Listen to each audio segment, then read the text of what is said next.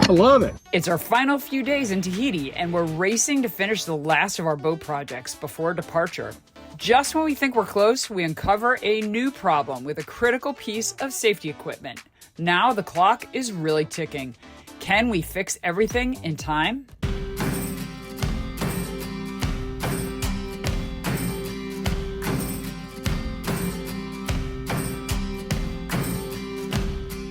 We are on to a new project. We need to put rubber stoppers here, and we need to replace these rubber stoppers. I think these don't need for us to get underneath, but I think these... Does the track have to come off? No, I don't think so. I think you just got to take these two screws and the other ones out, and I think they're bolted underneath. So we need to take down this ceiling panel to have access to the bolts that hold the track down so that we can get the new rubber stoppers on it. And of course, when you pull a panel down, you end up with a situation like that. This is the little bit that needs to go on the end here. And then these are the little bits that go on the end of the car. That wasn't bad. Got the two bolts out. And now we need to weatherproof these. So the first problem is we can't get the screws out of the car for the bumpers, but we do have a beautiful view. Oh, what did Santa Claus pack for us? well, we might just use a new car since we can't get the screws off on the other one. So. The latest and greatest. Look, it's got bits of stuff we've never seen before. Oh, that's right. That wore off a long time ago. All right, let's go. All right. We unfortunately cannot replace the rubber bumpers. That's the size and the shape they're supposed to be. And the ones we got look like this, and that doesn't fit. So we're not really sure what these go to, but they don't go to this. I love it. Wow, she's pretty. It's interesting. There have been several modifications or changes to improve this since our boat was built. Another case of a boat job that is never straightforward. You think, oh, this is gonna be quick, and it's never quick. And the other thing is we always want to improve what's there. So taking the time now to correctly taper the holes and get some butyl tape in there, it's really important so that it ends up long lasting and we don't get leaks.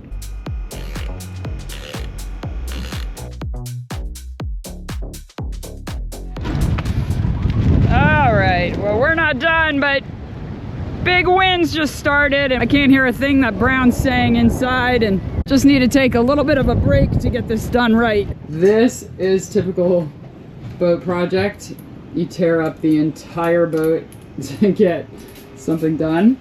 I think it's time to replace the foam on the marriage savers.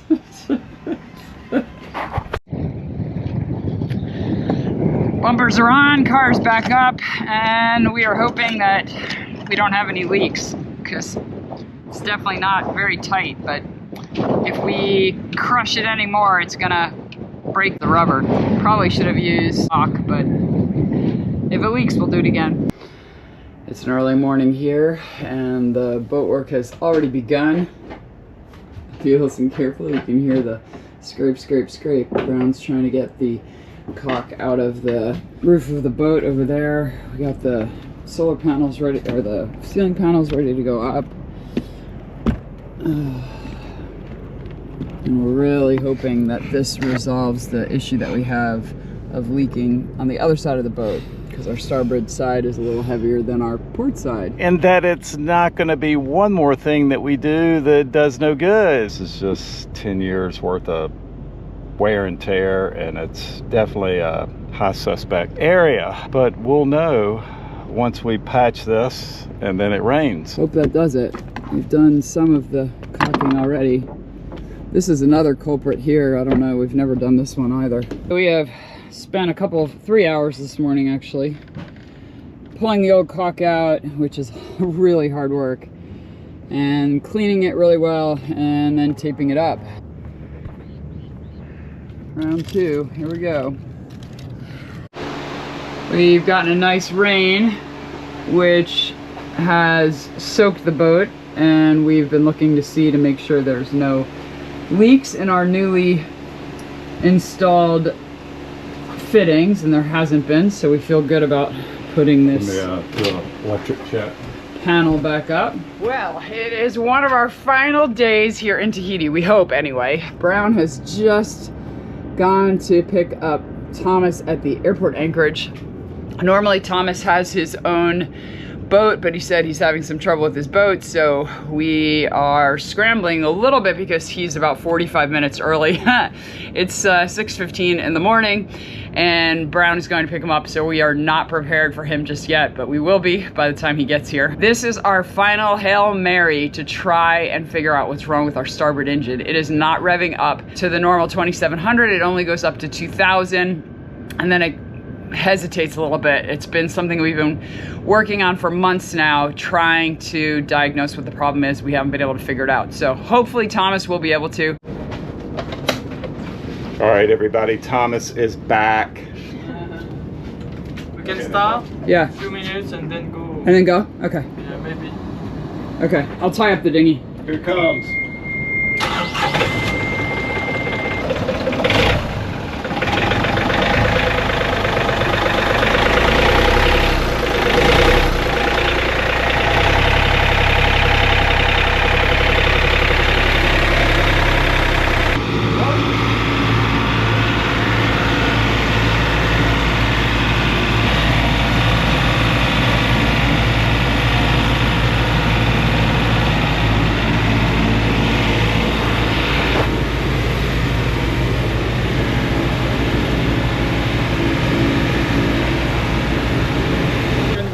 Okay, there is nothing. For me, there is nothing. All is good. You know why? If you want, I can touch the setting. Yeah, on the throttle? It's not the throttle, it's the, yes, it's the It's the end spot, the end yes, stop. It's the stop. Yeah. It's the maximum, but we should not touch that because it's not big difference. Okay. You never go full Right. like that on cruising. Our throttle cables have never been adjusted in 5 years. It's not the cable. The setting of the cable are really good.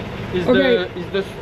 it's the maximum setting. Yeah. We can adjust this if you want, but you should not touch that. Okay, why are we getting the hesitation though? I know you're not hearing it now. Like a fuel starvation sound. For me, maybe we can try again, but Brown. yes. For now, just go like that and do not accelerate, okay?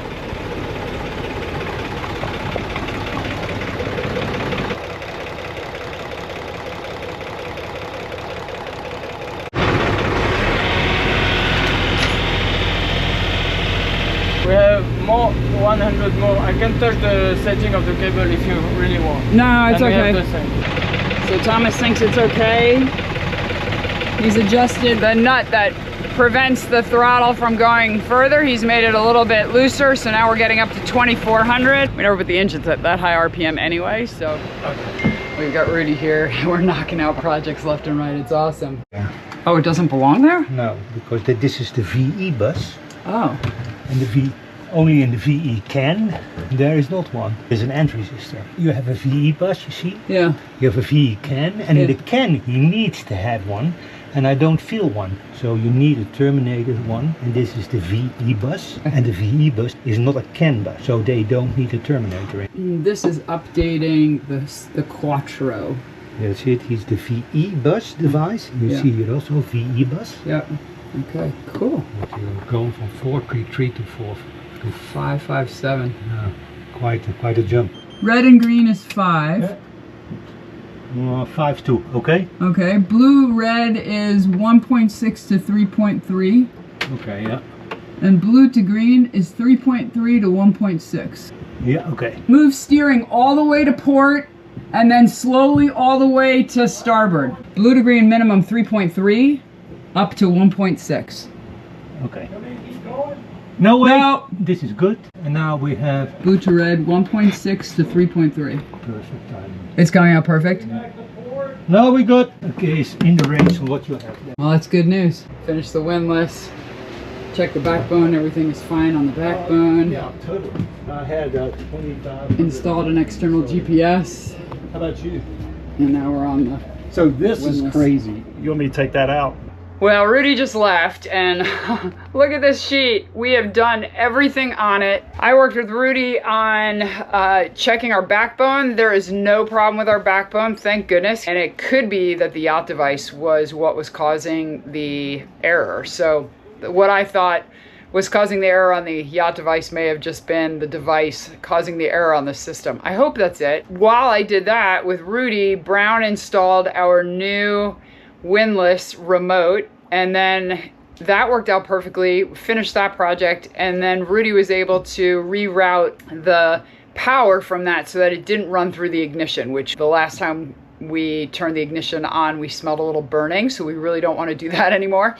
So now the windlass functions without having to turn the engine on, which is fantastic. And we looked at the stop solenoid. Well, good that the stop solenoid functions. Bad is that the wiring to the helm station or in the harness is bad. So that's a bigger problem, and we can hand stop the engine if we have to, and that's what we're going to do until we can figure that out. And one other thing that we did was we updated all of our sailboat connections, our solar MPPTs.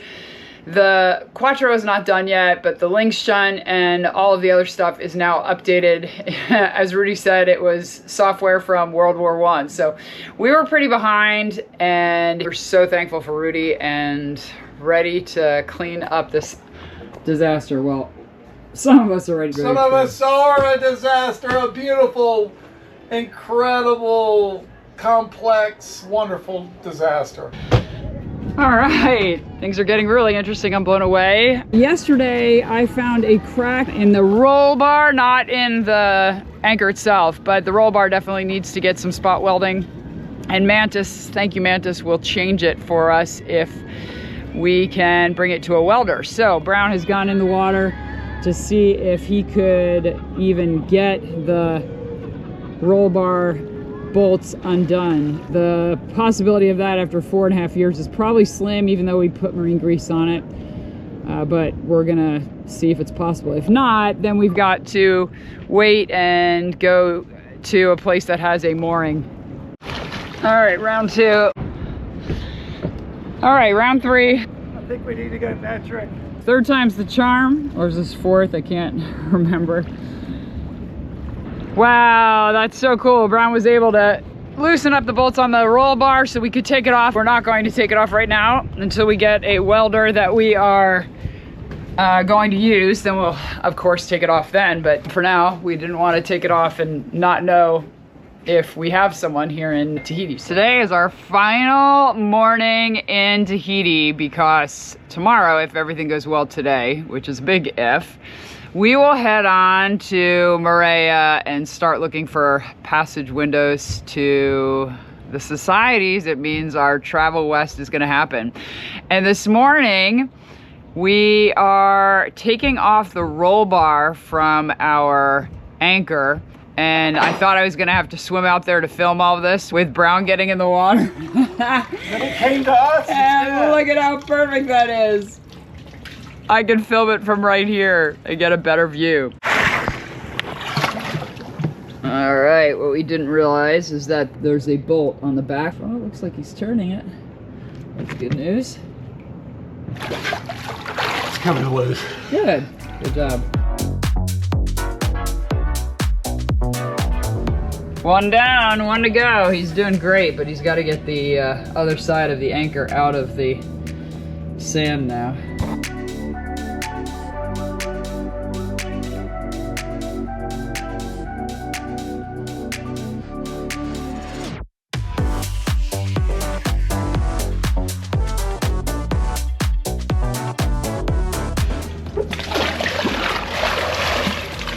Getting his exercise this morning.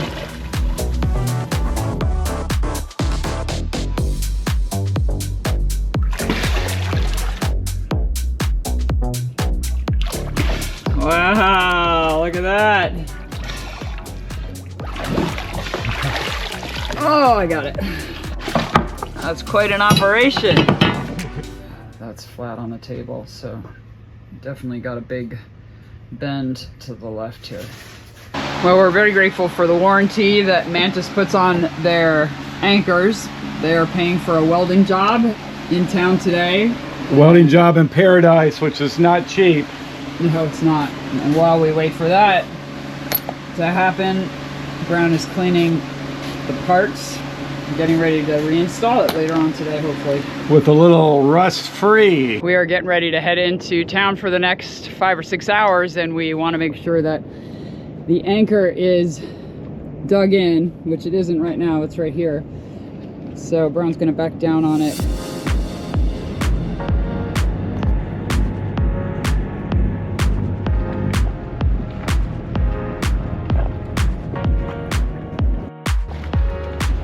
Last fill up. Thankfully, we only need gasoline today because diesel is out thanks to the big world war that we're in right now. Yep, one of the last minute things we are doing is getting this welded. You can see some of the spots right here. We have corrosion there. They're getting ready to break off, which is not good because this hoop keeps the anchor dug in. It's a safety feature, not just something to look pretty. So we have it arranged where Mantis is going to pay for the welding. It's going to be $250. It's going to get us to Fiji, which is going to be great. And then possibly we might be able to, when we're on the hard, get the whole anchor re-galvanized, and then it would be almost like new again. So anchors need maintenance like everything else on a boat, and now this anchor is getting some love, and there's nothing more important or integral to your entire boat than your anchoring system. It's what keeps you safe, keeps you from dragging, keeps you out of trouble when the going gets rough at anchorage. So really glad to meet this guy, and I'm so glad he could fit us in. He's got a great reputation, and I'm so glad he could fit us in at the last minute. Can you save the patient? Yeah. We've dropped the roll bar off at the welding spa. She's getting a anchor spa day. A good treatment today. And 4 hours from now, 3.5 hours from now, it'll be ready, so that's good. It's our last day in Tahiti. Forever, probably. Oh no, don't say it, sweetie. And our last trip to Carrefour.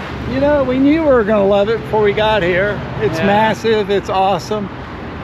And it's lived up to everything we thought it would be, and then some. That it has, it's been amazing.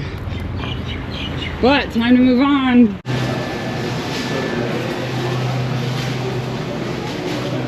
Getting a little emotional here. Last time. Sausages. I know, sweetie. We're heading toward New Zealand beef land, so we don't have to get sad with that, but we do have to get sad with these sausages.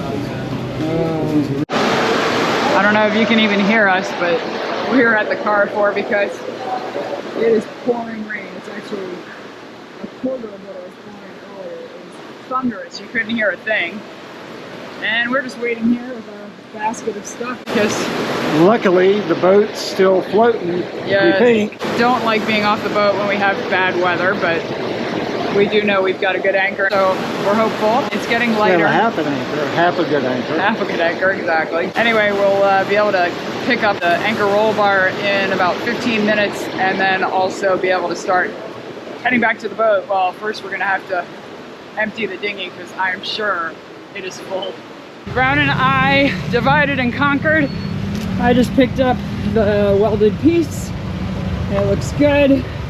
And now I am heading back to the boat. Brown left me earlier taking all of our packages to the dinghy so that he could clean out the dinghy. So this is good. Now we can just head back to the boat and maybe even install this tonight before the next storm comes through. It'd make us feel a lot better to have this on the anchor now versus tomorrow. So we'll see what happens, but look at all this traffic because of all the rain and flooding. It's bumper to bumper now. I see Brown bailing over there. Oh, it was. Wow, you did great. Some other people, not so much. We made it back safe and sound. Thankfully, everything went okay. A lot of lightning on the way back, but didn't have anything affect us, so that's good. Brown is out So good on the mildew. scrubbing the boat using our new mildew formula out on the deck, which is awesome. He said it's working really well, so that's good. We're a little crazy, but it's calm and we're not seeing lightning or, oh, I can see Maria now. We've got a little bit of a reprieve, so we thought better now to go out there and put this on. To make sure we actually can do this, Brown's gonna go check the anchor to see if it's not completely under the sand. All right, he's off. I think we'll both sleep a lot better if we get this on, because we were a bit nervous when we were in town and we had this big storm. We just didn't know, you know, if the anchor rolls over, it's not gonna roll back because it doesn't have the roll bar. So I think it would be really good for us to get this done. And then also when we pick up anchor tomorrow morning, we don't have to do it first thing. So we'll see what he has to say if it's attainable. I've cleared it. Okay, so you want me to be ready? Yeah. All right, let's go.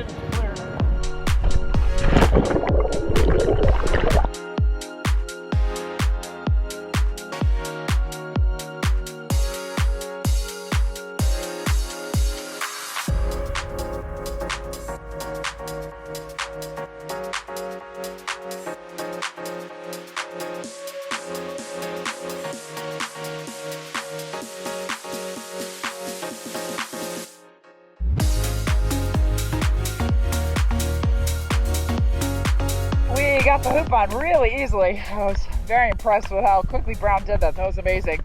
And now he's going to back down using the engines so that the anchor is not sitting above the sand, but that it's completely buried in the sand. We'll feel a lot better about that. We're about 60 feet or so from the coral, and having this buried definitely would make us feel a lot better. So here we go.